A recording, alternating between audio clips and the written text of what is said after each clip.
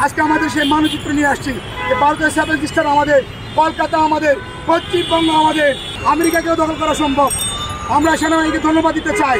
সেই সাথে আমরা চাচিস ভাই, উপদেষ্টা চাচিস ভাইকে ধন্যবাদ দিতে চাই।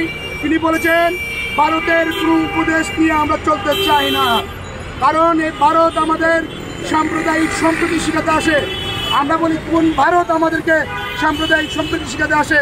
যে ভারত লক্ষ লক্ষ মুসলমানকে শহীদ করেছে, যে ভারত হাজার হাজার মুসলমানদের শহীদ করে যে মোদি ক্ষমতায় বসেছে, এবং যেখানে বাবরি মসজিদ ভেঙে দিয়ে আজকে মোদি মুসলমান হত্যা করে মুসলমানদের হিজাব কেড়ে নিয়ে আজকে তাদের সাম্প্রদায়িক সম্প্রীতি শিখাতে আসে, সেখানে প্রতি সেকেন্ডে প্রতি মিনিটে মুসলিম নির্যাতন করা হয়।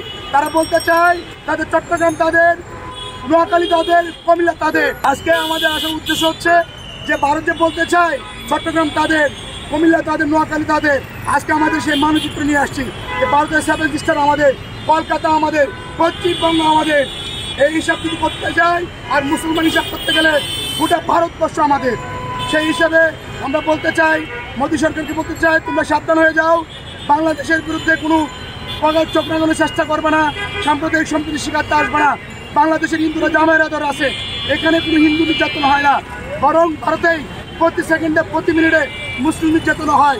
তোমরা এগুলো বন্ধ করে দিবা। আর বাংলাদেশের মানুষের ভিতর শকুনের মতো চোখে নজর দিবে না। এই শকুনের নজর দিলে তোমাদের চোখে উপরে ফেলা হবে। আমরা শুভেন্দ্র ইঁদুরকে বলতে চাই, সে সীমান্তের মধ্যে কুত্তার মধ্যে কেডি কুত্তার মধ্যে গ্যাল করে।